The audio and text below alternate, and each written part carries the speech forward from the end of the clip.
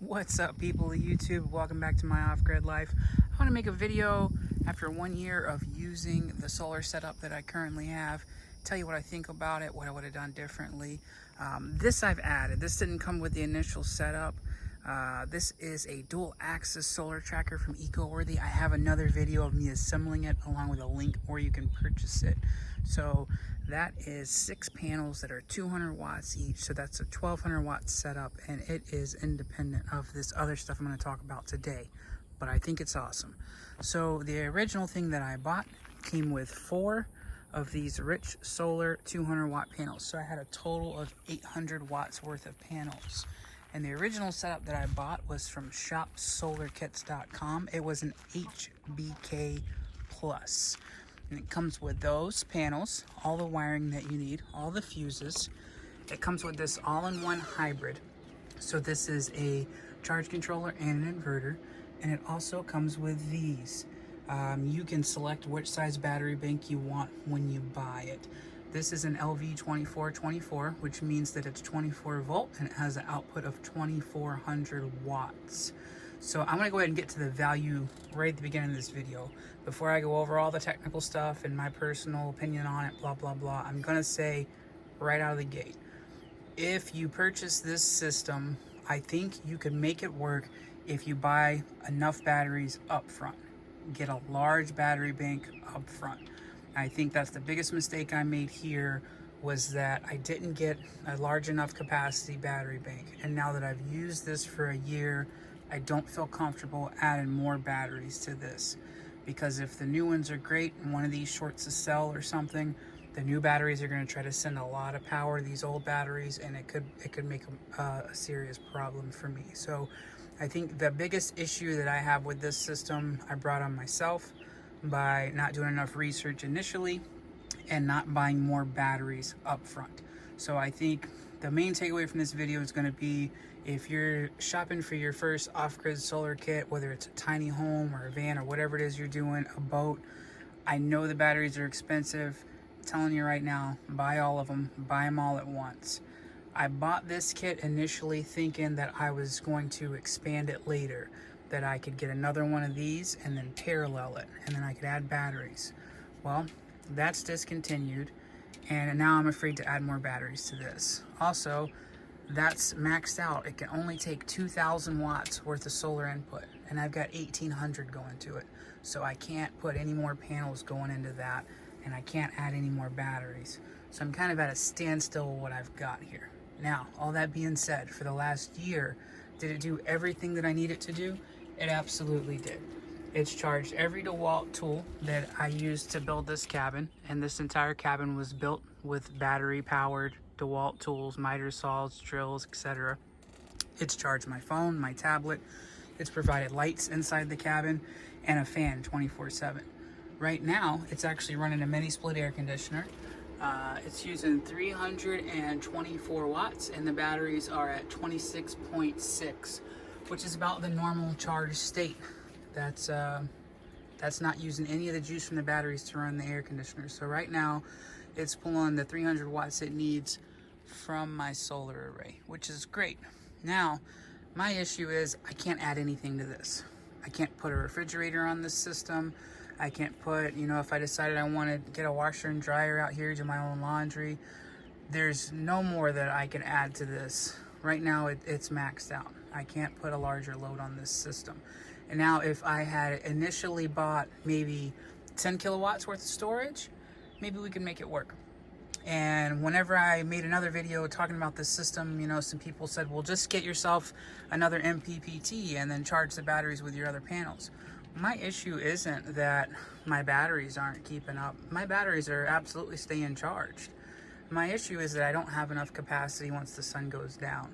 So even if I were to add panels and then charge the batteries, not going through this machine, I still don't have enough storage to do everything that I need to do. That being said, the kit, if you're looking for something to just plug in and go, it's going to do that for you. It's got overcurrent protection. It's got low voltage protection. It's got alternating current input, so you can charge your batteries with a generator. It does everything you need it to do. There's some downside to that. It uses close to 80 watts just to run. So you got to calculate that in with any of your usage, that just to have this thing on, you know, you're going to be using an additional 80 watts. So you think, oh, well, I've got 5,000 watt hours worth of batteries. You start doing math on that, you're not including the 800 that this thing's using overnight, 1,200, right? That's taking away a really large portion of your capacity, almost a quarter, almost a fourth of your capacity if this is the size of your battery bank. Now, when you start to think, well, I spent $4,000 on that, you know, looking back, I don't know that it was the best choice. But again, I've got to give it to them. This thing did everything I needed it to do up until now. So if that's you, if you're like, hey, you know, can I get away with a 5,000 watt hour system? Is 2,400 watt inverter large enough? I don't know. But for me, at this point, it's not. And another downside to a 24 volt system is, again, it can't take any more than 2,000 watts worth of input. So let's say I double or triple this battery bank. Well, I can't put enough panels on it to support it. You figure if you have 4 to 6 hours worth of sunlight in a day, and you can only get a maximum of 2,000 watts, right? You're looking at 12 kW, but you're never going to get a maximum. Solar panels aren't that efficient. And then if you're running something during the day and those panels are powering something else at the same time, you're never going to fill that battery bank up. So in my mind, I think that the way to go is a 48 volt system. Not only can you put way more panels as far as wattage is concerned on a 48 volt system, the wires are smaller because the voltage is higher, so the amperage is lower. And a fully charged 48 volt battery is 56 volts. A fully charged 24 volt system is 27. So there's a difference in math there. You actually get more runtime out of that higher voltage system. And that's another plus. Not to mention batteries. You start talking about physical space, right? I built this whole thing, this solar shed, I built specifically for this. And I mean, obviously I can build it to any dimensions, but if you're working, you know, in a tiny home or a camper, a van, a boat, you start talking 12, 24 volt systems. If you need a lot of power, those batteries are going to stack up. Whereas you can get a 48 volt rack battery that takes up the same amount of space. At any rate, we're talking about this system, what I think about it. I don't hate it.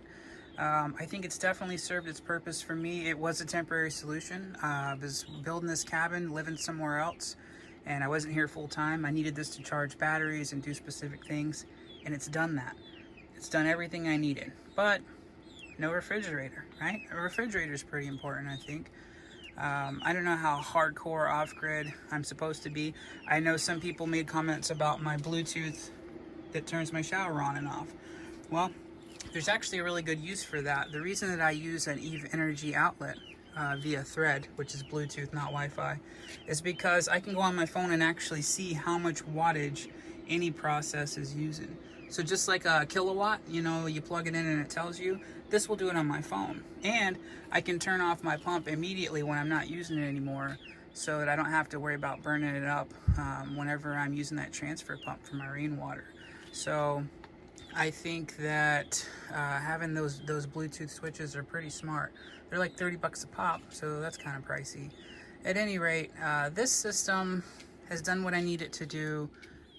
It can't do what I need to do now, though. So I'm gonna probably scratch the whole thing. I may still use those batteries for some other project around here. But what I want to do is take the panels that I have here, add another 1,200 watts of panels. I want to have 3,200 watts total, and I want to run that into a 48 volt system. And I want to have at least 10 to 15 kilowatt stored. So that's where I'm going with it. What I've got, again, it's working. You know, the mini split's running. I can turn on a pump. I can take showers. I can do everything that I need to do to live, but I can't do much more than live. So 4,000 bucks. Should you buy it? Should you not? And unless you're going to go ahead and get the one that's the green that you can parallel a new one to, and unless you're going to go ahead and get, you know, at least 10 kW worth of storage, I don't think it's worth the 4,000 bucks. I hate to say that. I think you could piece yourself together something with a higher capacity, with a higher input capacity as well, that in the long term is going to serve you better. But again, main takeaway for this video, buy all your batteries up front. I know they're expensive. I know you got to save for them. So maybe do something like I did here. Maybe buy an in-between system that you use until you can afford to buy the battery bank that you need. But once you start waiting a year or two in between buying batteries, you're kind of stuck with what you got. Unless you just want to risk it. But I don't want to risk it. Anyway, I think that's about it for this video. I think I've covered all of it, right? I got the panels that came with it, the wiring that came with it, the fuses, the batteries, the charger inverter. One thing about solar power system off-grid that they don't tell you is if you're going to take this alternating current and you're going to run it to a regular breaker box like I did, once you get to that regular breaker box, a breaker is made to have an input on each side. It's supposed to have 2 hot legs. That's where you get those special outlets from in your house for your dryer and your oven, those 240 outlets. I didn't know that. I thought it was 2 different breakers. I'm not an electrician. So the only way to make it work with a breaker is to get a really big wire and jump the lugs on the breaker so that you have 2 hot sides, and then your breakers will work. I don't know if that's up to code or not. You guys can tell me down in the comments. That might be something I'm doing that's completely wrong, but it's how I wired it, and it's worked for a year now. Anyway, if there's something I miss, if you're tired of hearing me rambling, if you have an idea for another video that I should make that's better than this one, let me know. I'm going to start working on building my new system, and I'm going to post about it. And I'm going to make a couple more videos about some other stuff. But hey, that's subject to change if you guys want me to talk about other things. Oh, and you know what? I'm going to make a chicken watering gig in here, because I'm tired of toting water in there. I'm lazy. You know, off-grid and bougie. I'm going to get a Bluetooth-powered chicken waterer. No, I got these things. I know you guys are like, this guy, he doesn't ever stop. You put them on a 1/2-inch pipe and they use gravity. It's called a little clucker. And I'm going to run the pipe through there and then hook it up to a rainwater catchment system. And then the chickens will just automatically have water. I'll check on it now and then and fill it up. But it looks like the bananas, 2 of the bananas made it. One of them is not going to make it. R.I.P. banana. Alright guys, well until next time, take it easy.